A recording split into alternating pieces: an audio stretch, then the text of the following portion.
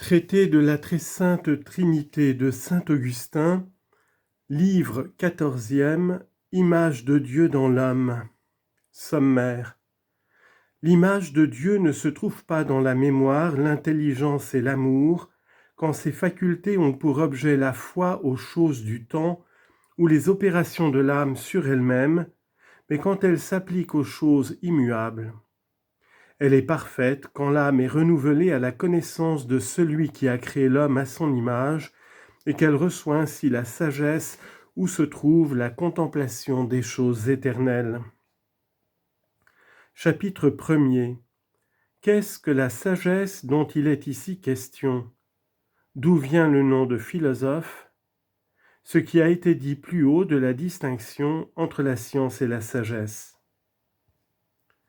Nous avons maintenant à traiter de la sagesse, non pas de la sagesse de Dieu qui est en Dieu même, puisque le Fils unique de Dieu est appelé sagesse de Dieu, Ecclésiaste 24, 5 et 1 Corinthiens 1, 24, mais de la sagesse de l'homme, de la vraie sagesse qui est selon Dieu, qui forme son culte véritable et principal, ainsi que les Grecs l'expriment par un seul mot, theosebeia.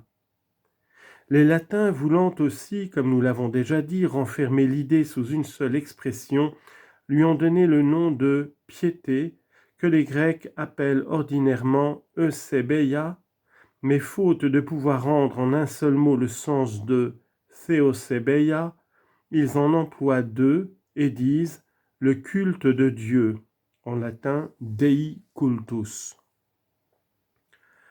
Or, que cette sagesse de l'homme existe, cela est démontré, comme nous l'avons déjà posé en principe, au 12e livre de cet ouvrage.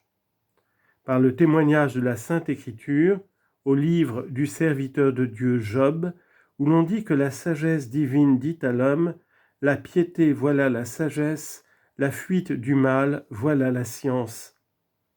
Job 28, 28.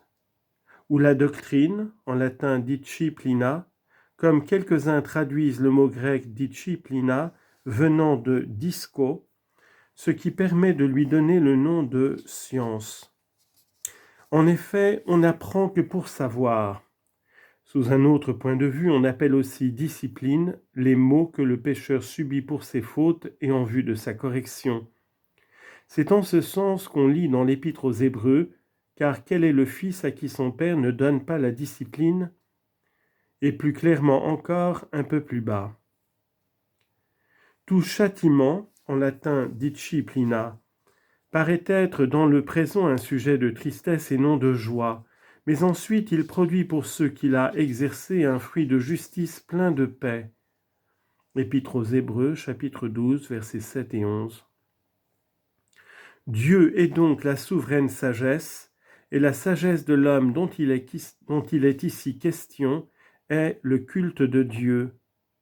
Car la sagesse de ce monde est folie devant Dieu. Et c'est à propos de cette sagesse qui est le culte de Dieu que l'Écriture sainte dit « La multitude des sages est le salut du monde ». Sagesse 6, 26. Mais s'il n'appartient qu'aux sages de parler de la sagesse, que ferons-nous? Oserons-nous, pour ne pas être accusés d'impudence, faire profession de sagesse? Ne reculerons-nous pas à l'exemple de Pythagore qui n'osa se dire sage, mais répondit simplement qu'il était philosophe, c'est-à-dire ami de la sagesse? Formation de mots qui fut tellement bien accueillie par la postérité que tout homme qui passait à ses propres yeux ou aux yeux des autres pour exceller dans la doctrine de la sagesse ne porta désormais plus d'autre nom que celui de philosophe. Serait-ce qu'aucun de ces hommes n'osait se déclarer sage parce qu'il croyait que le sage doit être exempt de tout péché? Ce n'est pas ce que nous dit l'Écriture où nous lisons « Reprenez le sage et il vous aimera » Proverbe 9, 8. Or, elle suppose coupable celui qu'elle conseille de reprendre.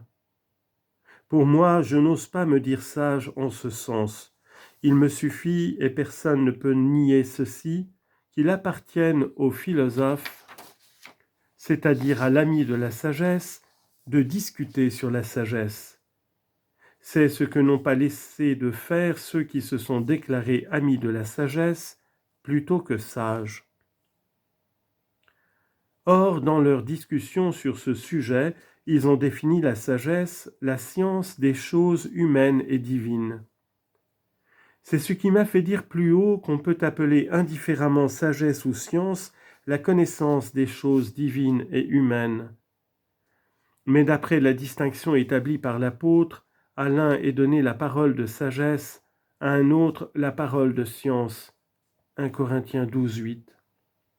Il faut partager la définition, donner proprement le nom de sagesse à la science des choses divines et réserver celui de science à la connaissance des choses humaines.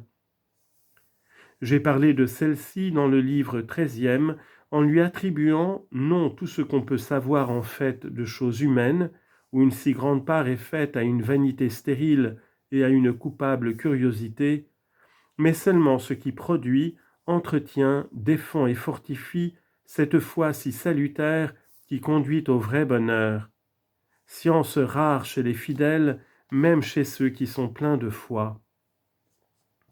En effet, autre chose est de savoir simplement ce que l'homme doit croire pour obtenir la vie heureuse, qui est nécessairement immortelle.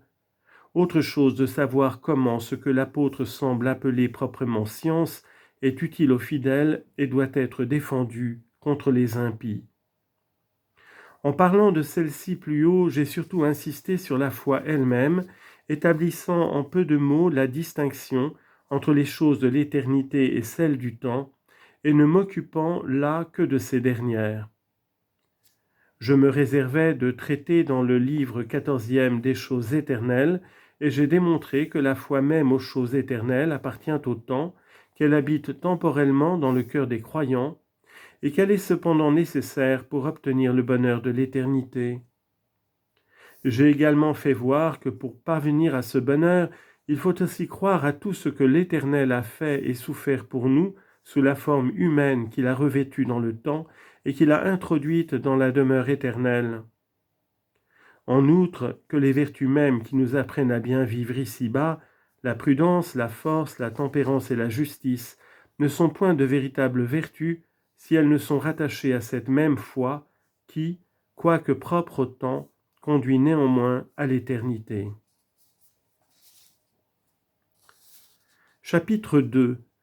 Dans le souvenir, la vue et l'amour de la foi temporelle, on découvre une certaine Trinité qui n'est cependant pas encore l'image de Dieu. Comme il est écrit, pendant que nous sommes dans ce corps, nous voyageons loin du Seigneur, car c'est par la foi que nous marchons et non par une claire vision. 2 Corinthiens 5, versets 6 et 7.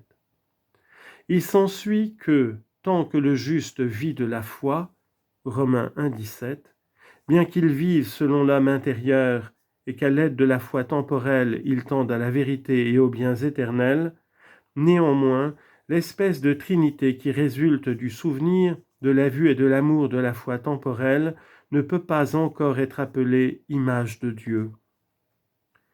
On serait exposé à fonder sur les choses du temps ce qui ne peut être établi que sur celles de l'éternité.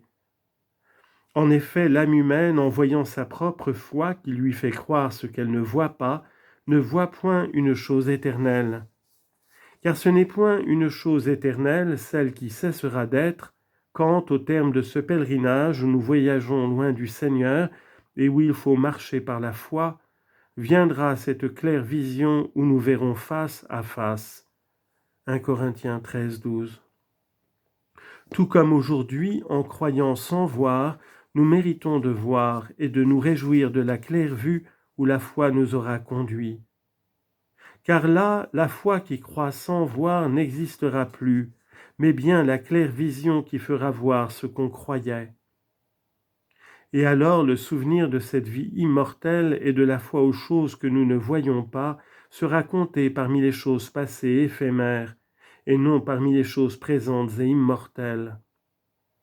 Par conséquent, la Trinité qui consiste dans le souvenir, la vue et l'amour de cette foi qui subsiste présentement ici-bas ne sera pas davantage permanente, mais une chose à jamais dépassée, d'où il résulte que si cette Trinité est déjà une image de Dieu, il faut aussi considérer cette image comme une chose transitoire et non immortelle. À Dieu ne plaise que la nature de l'âme étant immortelle et ne pouvant plus cesser d'être, dès qu'elle a commencé d'exister, ce qu'elle a de meilleur ne partage pas son immortalité. Or, qu'y a-t-il de meilleur dans sa nature que d'avoir été faite à l'image de son Créateur ? Genèse 1, 27. Ce n'est donc pas dans le souvenir, la vue et l'amour d'une foi passagère, mais dans ce qui durera toujours, qu'il faut trouver ce qu'on doit proprement appeler l'image de Dieu.